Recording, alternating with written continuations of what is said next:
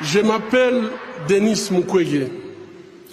Je viens d'un pays le plus riche de la planète. Pourtant, le peuple de mon pays est parmi les plus pauvres du monde. La réalité troublante est que l'abondance de nos ressources naturelles, or, coltan, cobalt et d'autres minéraux stratégiques, alimente la guerre, source de la violence extrême et de la pauvreté abjecte en République démocratique du Congo.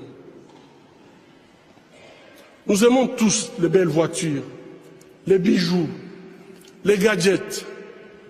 J'ai moi-même un smartphone. Ces objets contiennent des minéraux qu'on trouve chez nous, souvent extraits dans des conditions inhumaines par des enfants jeunes qui sont victimes d'intimidation et de violences sexuelles. En conduisant votre voiture électrique, en utilisant votre smartphone, en admirant vos bijoux, réfléchissez un instant au coût humain de la fabrication de ces objets. En tant que consommateur, le moins que l'on puisse faire,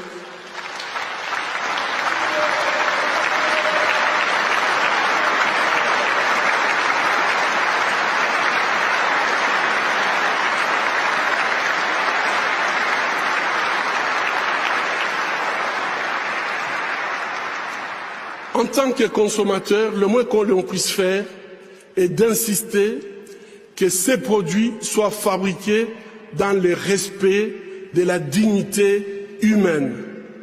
Fermer les yeux devant les drames, c'est être complice. Ce ne sont pas seulement les auteurs de violences qui sont responsables de leurs crimes, mais aussi ceux qui choisissent de détourner les regards.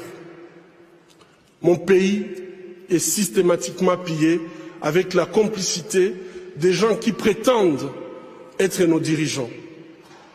Pillés pour leur pouvoir, pillés pour leurs richesses et leur gloire, pillés aux dépens des millions d'hommes, de femmes et d'enfants innocents, abandonnés dans une misère extrême, tandis que les bénéfices de nos minéraux finissent sur les comptes opaques d'une oligarchie prédatrice. Cela fait 20 ans, jour pour jour, qu'à l'hôpital de Panzi, je vois les conséquences de cette mauvaise gouvernance de mon pays. Bébés, filles, jeunes femmes, mères, grand-mères, et aussi les hommes et les garçons violés de façon cruelle, souvent en public, en collectif, en insérant du plastique brûlant ou en introduisant des objets contondants dans leurs parties génitales. Je vous épargne des détails.